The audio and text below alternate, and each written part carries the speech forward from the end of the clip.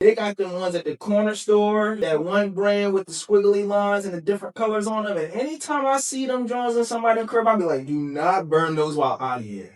Because like you said, you can, the smoke and the debris and the dye it leaves in your house. I mean, it's totally out of pocket. Yeah, and even with my dad burning the instance that he would get from 52nd Street, or just like, the local man who's going around with him, even they started smelling all the same to me. Like, it's not really a big difference. Cool ice and black ice. And like, it didn't matter if he was burning like Nag Champa or something with like jasmine. It just has like a very distinct incense smell. Yep. Whereas my incense, they all smell like how they're supposed to. Like the scent that I'm telling you, this is what the scent is. That's what it smells like, and they're clean burning, so you don't have to worry about like toxins lingering in your air. That's like a big thing.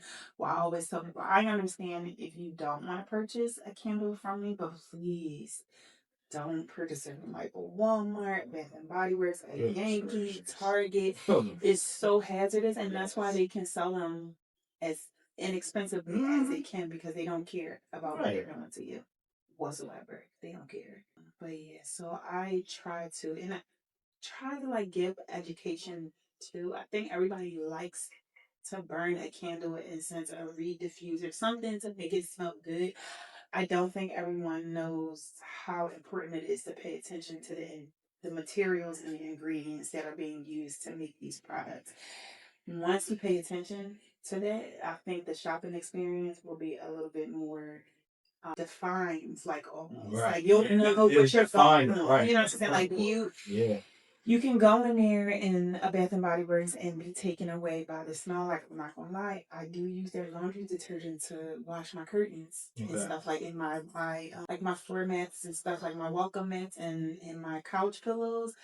I use Bath and Body Works laundry detergent for that. I would never use a candle though. Gotcha. 100%. Like, it's paraffin wax. It's very toxic. I wouldn't use a laundry detergent to wash my clothes, but just to get because it's not on your. That's a good point, because that stuff's not really on you. So I like the smell of it, but I don't want it to be on my person. I might break out. You know what I'm saying? But on my curtains, it helps with my candle, me spraying down my room sprays with my on my couch or the curtains.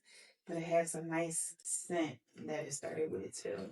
No, you're inspiring me a lot, man, because as you talk, you're just reminding me of how much degree of knowledge goes into this, and how it is you could cross over that knowledge into other industries and stuff like that. And so it's just making my mind get stimulated around how us and our community can really start building into this as an industry. Like, we got to really, and we're really proficient in like our fair use and like care agreement with the product, unlike others. That's a very competitive advantage in this market. If you lock in on that. I recently discovered that there is a candle. It's called the American Candle Association. Maybe I think I might have the name wrong, but someone came out with an article about how toxic candles and wax melts were, which is a product that I sell.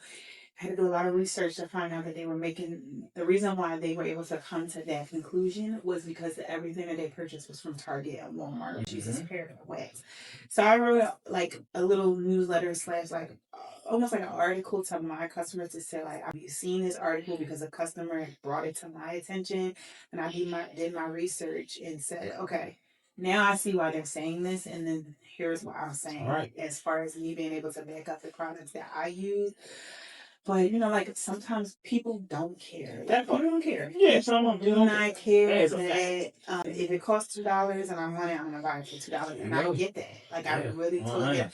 I worked at Bath and Body Works when I was pregnant with my son, so I'm not unfamiliar with how popular they are. I think it's just going to take a lot of work and work like overtime for people to like really understand that it's better options out there for them when it comes to like fragrance in their home. But it's gonna come with a heftier price tag.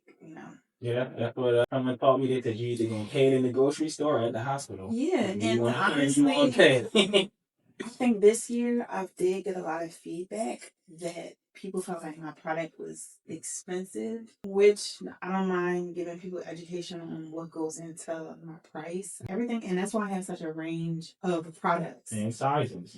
You can get something for as little as $6, or you can get something, over 50. It depends. Yeah.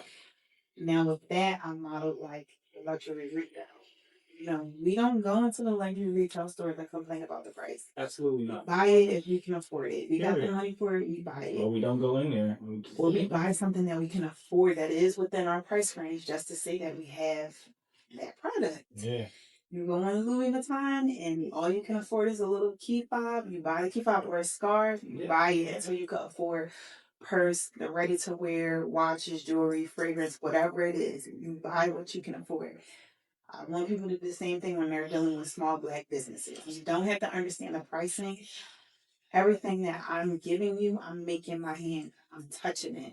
I'm making the stickers. I'm wrapping my tubes so that they look different than anybody else's tubes. I'm making the labels. I'm making it on Canva, and then I'm actually printing them out on my printer at home. I'm using a Cricut for a lot of stuff. So there's a lot of labor that goes into the product that I'm giving you, and that's incorporated into my price, because if I want a store and I need to hire people for that store, then how am I going to be able to do that if I'm selling the candle to you for just as much as like the parts basically, and not the labor? When you go get your car fixed, you have to pay for parts and labor. It's the same thing with everything else.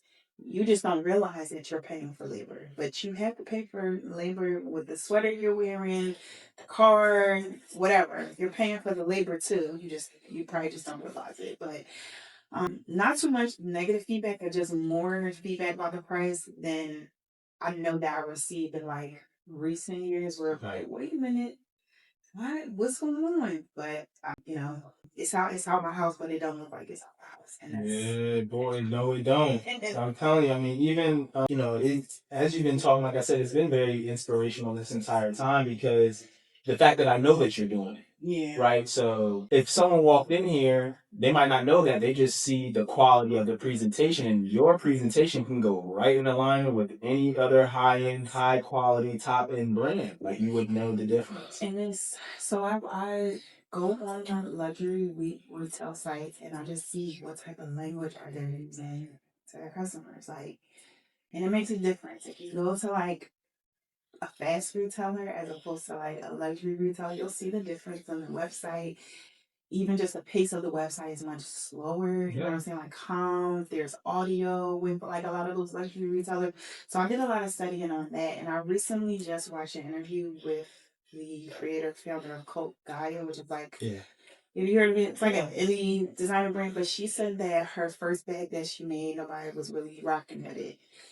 It's duplicated. It's all over Amazon. It's like a little wooden beach basket bag. She said nobody was really Jacking it at first. She said she was going into, I want to say Barney's. And just putting it on a shelf with all of the other purses there, and watching all of the customers come and be like, oh my God.